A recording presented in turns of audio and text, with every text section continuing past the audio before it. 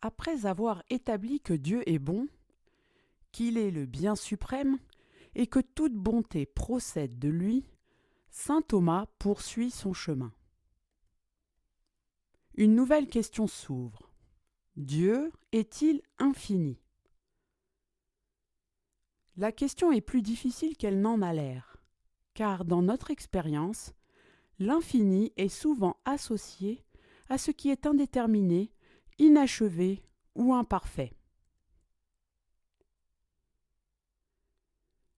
L'infini semble appartenir à ce qui n'est pas encore accompli. Or, Dieu est tout le contraire. Il est pleinement en acte. Il est parfaitement déterminé. Il est absolument accompli. Comment alors dire qu'il est infini?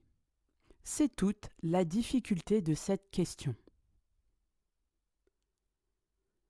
Thomas va montrer que l'infini, loin d'être un manque, est en Dieu une perfection. Dans cette question, il procède en 4 étapes. Dieu est-il infini? Quelque chose d'autre que Dieu peut-il être infini? Peut-il y avoir plusieurs infinis? Et enfin, quelque chose peut-il être infini en grandeur? Entrons dans la question 7. Article 1. Dieu est-il infini? Première objection. L'infini semble appartenir à ce qui est indéterminé. Or, Dieu est parfaitement déterminé, il ne semble donc pas pouvoir être infini. Deuxième objection. L'infini semble lié à la matière, qui peut être indéfiniment divisible. Or, Dieu est immatériel, il ne semble donc pas être infini. Troisième objection. L'infini semble exclure la perfection achevée. Or, Dieu est parfaitement accompli, il ne semble donc pas pouvoir être infini. Je lis le sens contraire. En sens contraire, saint Jean Damascène nous dit « Dieu est infini, éternel, sans frontières de son être ». Fin de la lecture du sens contraire. Je lis maintenant la réponse de Thomas. Comme il est dit dans la physique d'Aristote, tous les anciens philosophes attribuaient l'infini au premier principe.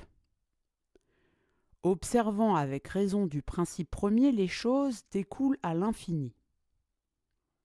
Mais quelques-uns s'étaient trompés sur la nature du premier principe, se sont trompés par la suite sur son infinité. Pensant que le premier principe était la matière, ils lui ont attribué une infinité matérielle, disant que le premier principe des choses était un corps infini. Il faut donc considérer qu'on appelle infini ce qui n'est pas limité. Or, sont limités, chacune à sa manière, la matière par la forme et la forme par la matière. La matière est limitée par la forme en tant que, avant de recevoir la forme, elle est en puissance à une multitude de formes. Mais dès qu'elle en reçoit une, elle est limitée à elle. La forme, elle, est limitée par la matière, car considérée en elle-même, est-elle commune à beaucoup de choses. Mais par le fait qu'elle est reçue dans une matière, elle devient déterminément la forme de telle chose. La différence est que la matière reçoit sa perfection de la forme, qui la limite, de sorte que l'infini qui provient de la matière est imparfait par nature. C'est comme une matière sans forme. Au contraire, la forme ne reçoit pas de la matière sa perfection, mais bien plutôt son amplitude naturelle est restreinte par elle. Il suit de là que l'infini, qui résulte de ce que la forme n'est pas déterminée par la matière, ressortit au parfait. Or, ce qui, dans tous les êtres, est le plus formel, c'est l'être même, comme on l'a vu clairement plus haut. Puisque l'être divin ne peut être reçu dans un sujet autre que lui, Dieu étant son propre être subsistant, ainsi qu'on l'a montré, il est manifeste que Dieu est à la fois infini et parfait. Fin de la lecture de la réponse.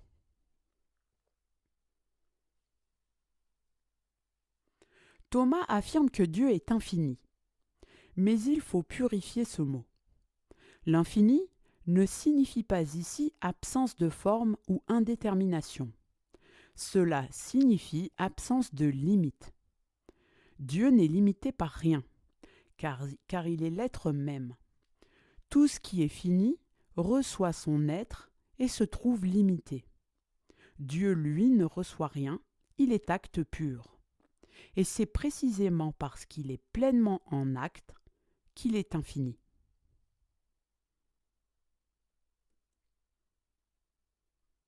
Article 2. Y a-t-il en dehors de Dieu un être qui soit infini en son sens? Autrement dit, quelque chose d'autre que Dieu peut-il être infini? Première objection. Il semble possible d'imaginer une quantité infinie comme une ligne qui se prolonge sans fin. Il semble donc qu'il puisse exister autre chose d'infini que Dieu. Deuxième objection. Certaines réalités participent à des perfections infinies, comme la puissance divine. Il semble donc qu'elles puissent être dites infinies. Troisième objection. L'infini ne semble pas exclure la multiplicité. Il pourrait donc exister plusieurs réalités infinies. Je lis le sens contraire. En sens contraire, l'infini ne peut procéder d'un principe dit Aristote. Or, tout ce qui est et qui n'est pas de Dieu procède de Dieu comme de son premier principe. Donc rien en dehors de Dieu ne peut être infini. Fin de la lecture du sens contraire. Je lis maintenant la réponse de Thomas. Quelque chose en dehors de Dieu peut être infini à certains égards, mais non purement et simplement. En effet, si nous parlons de l'infini, lui relève de la matière. Il est évident que tout ce qui existe en acte a une certaine forme, et par cette forme, la matière est limitée. Mais parce que la matière, sous l'emprise d'une forme substantielle, demeure en puissance à une multitude de formes accidentelles, il faut dire que ce qui est fini purement et simplement peut être dit infini en quelque façon. Ainsi, un morceau de bois est chose finie quant à sa forme substantielle, mais il est infini d'une certaine manière, étant en puissance à revêtir une infinité de figures. Mais si nous parlons de l'infini, qui se rapporte à la forme, alors il est clair que les êtres dont les formes sont unies à la matière sont finis absolument et ne sont d'aucune manière infinis. Mais s'il y a des formes créées qui ne sont pas reçues dans une matière, mais qui subsistent par elles-mêmes, comme certains le disent des anges, ces formes-là seront infinies d'une certaine manière, en ce qu'elles ne seront pas limitées, restreintes par une matière quelconque. Néanmoins, comme toute forme créée, ainsi subsistante à l'être, et n'est pas son être, il est nécessaire que son être, lui, soit reçu et par suite restreint aux limites d'une certaine nature. Un tel subsistant ne peut donc être infini purement et simplement. Fin de la lecture de la réponse de Thomas. Thomas répond que seul Dieu est infini au sens propre. Les créatures peuvent être dites infinies sous un certain aspect, par exemple dans une progression indéfinie. Mais elles ne sont jamais infinies en acte. Elles sont toujours limitées car elles reçoivent leur être. Dieu seul est infini parce qu'il est son être sans limite. Article 3. Quelque chose peut-il être infini en étendue? Autrement dit, peut-il exister plusieurs êtres infinis. Première objection. Si l'infini n'est pas limité, il ne semble pas impossible qu'il y en ait plusieurs. Deuxième objection. Plusieurs réalités peuvent partager une même perfection. Il semble donc possible qu'il y ait plusieurs infinis. Troisième objection. L'infini ne semble pas exclure toute distinction. Il pourrait donc y avoir plusieurs êtres infinis.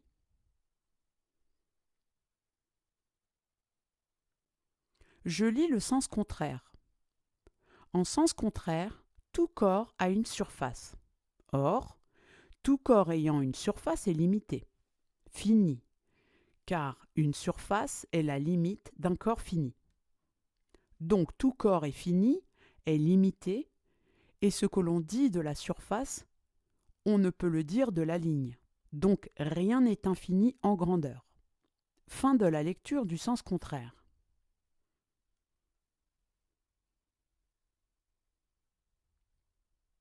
Je lis maintenant la réponse de Thomas.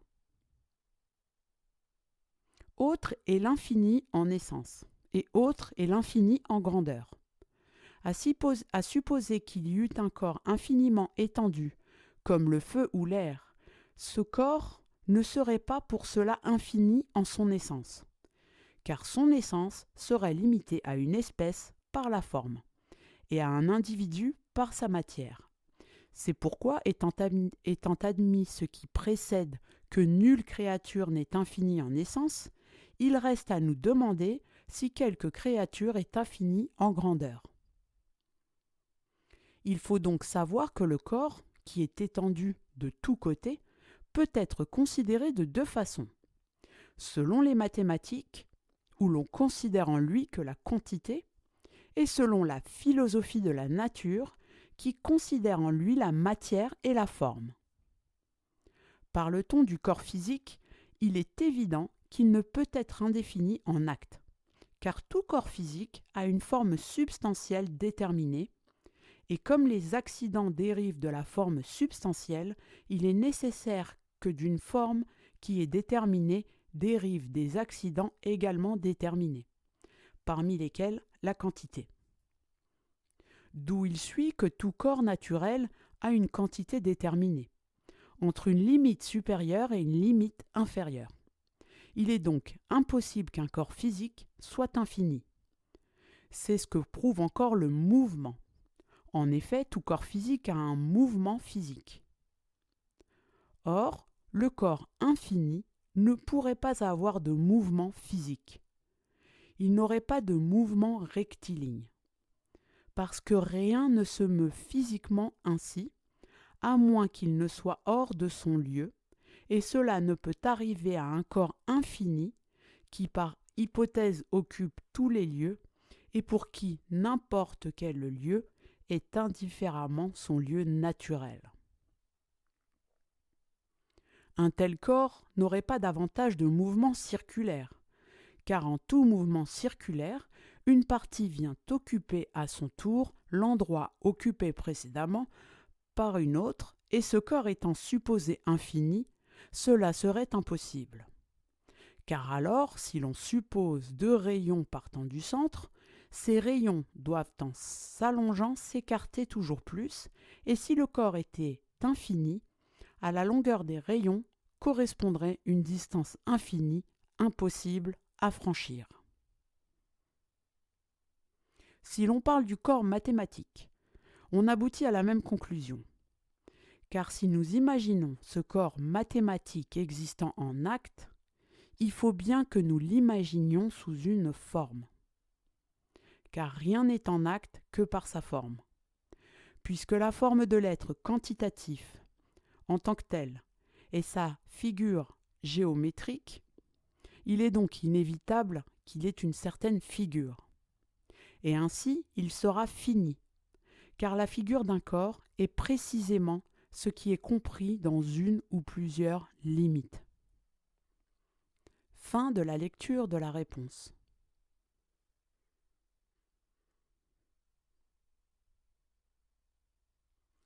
Thomas répond qu'il ne peut pas y avoir plusieurs êtres infinis, car être infini, c'est être sans limite. Or, s'il y avait plusieurs infinis, ils se distingueraient les uns des autres, et cette distinction introduirait une limite. L'infini exclut toute division réelle. Il ne peut donc y avoir qu'un seul être infini. Article 4. Peut-il y avoir dans les choses une multitude infinie ? Quelque chose peut-il être infini en grandeur ?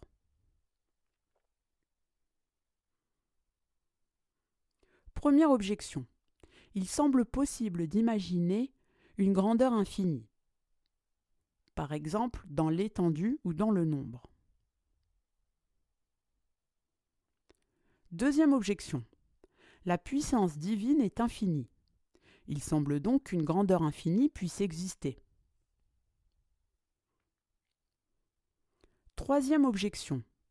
Rien ne semble empêcher qu'une réalité corporelle soit infinie en extension.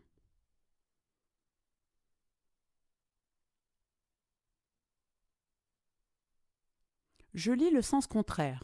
En sens contraire, il est dit au livre de la sagesse 11-20 « Tu as tout fait, Seigneur, avec poids, nombre et mesure ». Fin de la lecture du sens contraire.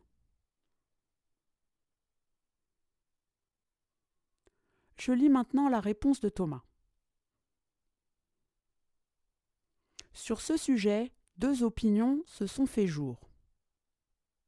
Certains, comme Avicenne et Algazel, ont déclaré impossible qu'il y ait une multitude infinie par soi, mais non pas une multitude infinie par accident. On dit qu'une multitude est infinie par soi quand quelque chose requérait pour exister qu'il y ait une multitude infinie. Et c'est cela qui est impossible, car alors une chose serait qui dépendrait pour exister d'un nombre infini de préalables, de telle sorte qu'elle ne pourrait jamais être produite, car on ne peut arriver au bout de l'infini. On parle d'une multitude infinie par accident quand l'infinité des préalables n'est pas requise nécessairement pour la production de la chose, mais se trouve de fait. On peut rendre manifeste cette différence dans le travail du forgeron, qui requiert nécessairement plusieurs préalables. Le savoir-faire dans sa tête, l'activité de ses mains, son marteau. S'il fallait multiplier à l'infini ces préalables, jamais l'ouvrage ne se ferait. Mais la multitude des marteaux utilisés en fait, parce que l'un se brise et doit être remplacé par un autre, est une multitude par accident.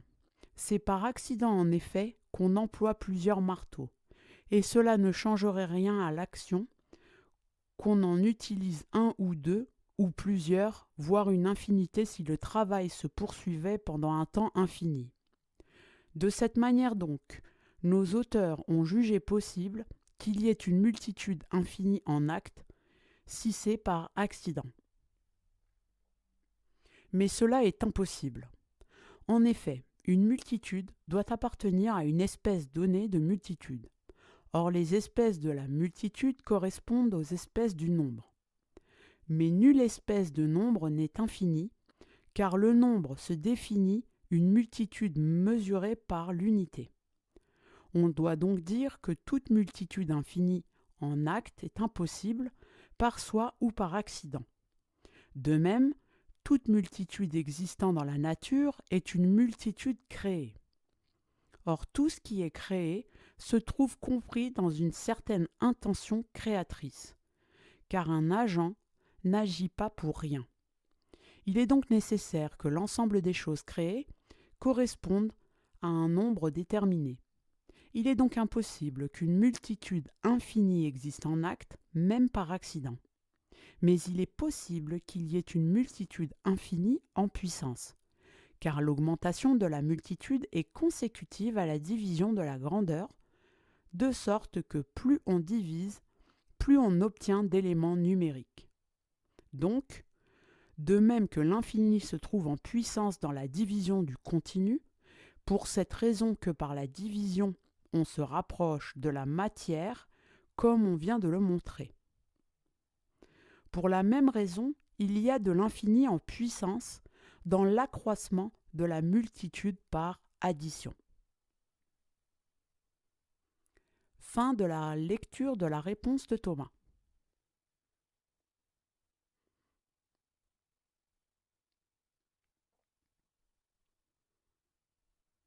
Thomas distingue. Il n'existe pas de grandeur infinie en acte dans les réalités corporelles. Toute grandeur corporelle est limitée.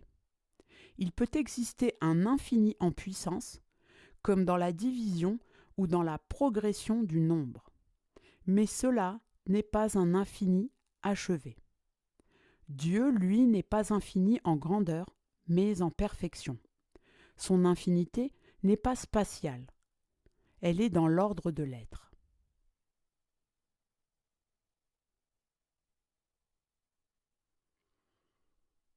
Si l'on conclut, Dieu est infini, non pas comme une étendue sans fin, mais comme une plénitude sans limite. Il n'est limité par rien, car il est l'être même. Rien d'autre ne peut être infini comme lui. Et il ne peut y avoir qu'un seul infini. Dans le prochain épisode, nous entrerons dans la question 8. Nous verrons comment Dieu est présent en toutes choses. Lire l'impossible est possible. À bientôt.